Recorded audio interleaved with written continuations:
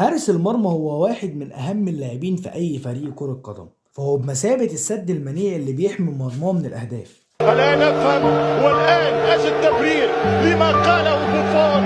قال لا أستطيع النوم في آخر الأيام خوفا من كريستيانو رونالدو. وهو زي ما بنقول إن الحارس هو نص الفريق، وده فعلا حقيقة مش بس كلام.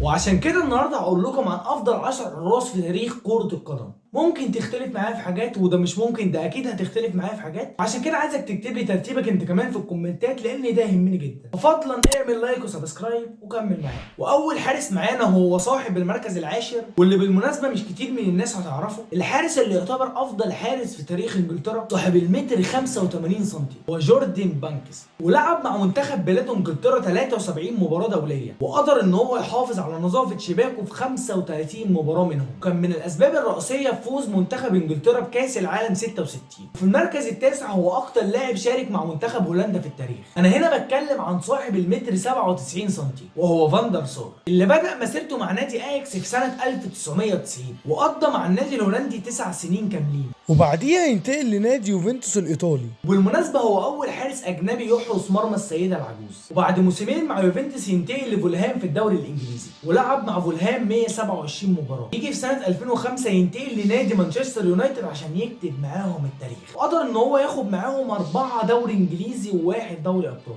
وحافظ على نظافه شباكه في 135 مباراه من اصل 266. اما في المركز الثامن هو المنافس الاول لفاندر سار على لقب افضل حارس في تاريخ اليونايتد، صاحب المتر 91 سم، الاسطوره الدنماركيه بيتر شمايكل. لعب شمايكل لانديه كتيره، ولكن الحقيقه اللي صنعت اسم الحارس هي فترته مع الشياطين الحمر اللي بدات في سنه 91، اللي خلالها حقق معاهم 5 دوري انجليزي و1 دوري ابطال. وقدر كمان ان هو يحافظ على نظافه شباكه في 180 مباراه من اصل 380. نيجي بقى للمركز السابع معانا، اللي حطيت فيه الحارس العدواني اللي الشر بيطق من عينيه، صاحب المتر 88 سم، وهو الالماني اوليفر كان.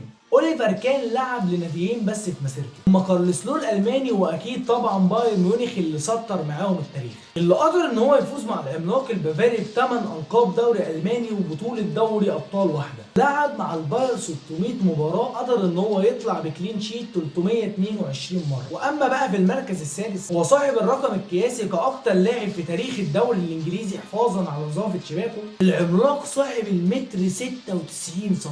وانا هنا بتكلم عن محبوب الجميع وفخر للتشيك بيتر تشيك. بيتر تشيك لعب في صفوف انديه كتيره، لكن اهمهم طبعا هي نادي تشيلسي اللي قضى معاهم 12 سنه، وكمان قضى فتره مع ارسنال ب4 سنين. فترته مع تشيلسي حقق معاهم 4 بريمير ليج و1 دوري ابطال. قدر التشيك ان هو يحافظ على نظافه شباكه في 202 مباراه من اصل 443 في البريمير ليج. وفي المركز الخامس اللي اتمكن بالفوز بلقب افضل حارس في العالم 4 مرات متتاليه، صاحب المتر 93 سم، وجدار برلين الالماني مانويل نوير. نوير لعب لناديين بس في مسيرته، وهو نادي النشأة شالكة وطبعا نادي بايرن ميونخ، ولكن فترته مع البايرن مش عاديه، واللي خلالها فاز بالدوري الالماني 11 مره، وكمان بطولتين دوري ابطال، ده غير ان هو حقق كاس العالم مع منتخب المانيا 2014. عموما نوير قدر ان هو يعمل 202 كلين شيت من 400 مباراه مع البايرن.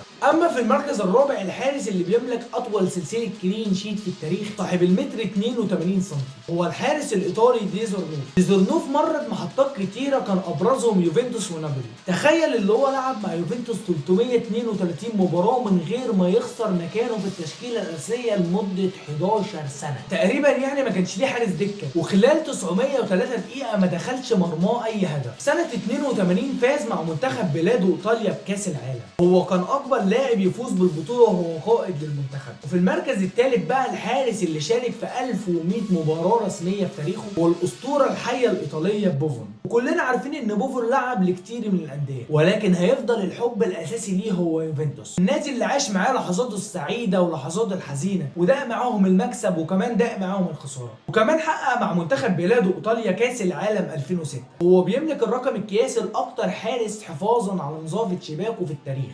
و501 كلين شيت من اصل 1100 مباراه. ورغم الارقام الكبيره اللي حققها في مسيرته، ولكن هتفضل عقده دوري الابطال هي العقده الاكبر في تاريخه، اللي شارك في 3 نهائيات من دوري دوري الابطال وبسم الله ما شاء الله خسرهم كلهم. الاولى كانت قدام الميلان 2003، والثانيه كانت قدام برشلونه 2015، والاخيره طبعا كانت قدام الريال 2017. وصاحب المركز الثاني معانا الحارس اللي فايز بجائزه افضل حارس في العالم 5 مرات متتاليه، صاحب المتر 85 سم، هو الاسطوره الاسبانيه كاسياس. كلنا عارفين طبعا ان كاسياس واحد من اساطير الريال، هيصعدنا مع المارينجي 16 سنه، فاز خلالهم ب 16 لقب، منهم 5 بطولات دوري اسباني و3 دوري ابطال، وكان هو الحارس الاساسي المنتخب الاسباني في الفتره الاكثر نجاحا في تاريخ المنتخب، واللي هي الفتره ما بين 2008 ل 2012، اللي حقق خلالهم بطوله كاس العالم 2010 غير بطولتين اليورو، وقدر ان هو يعمل 440 كلين شيت في 883 مباراه لعبها، تخيل يعني اكتر من نص الماتشات اللي لعبها. واما في المركز الاول كافضل حارس في التاريخ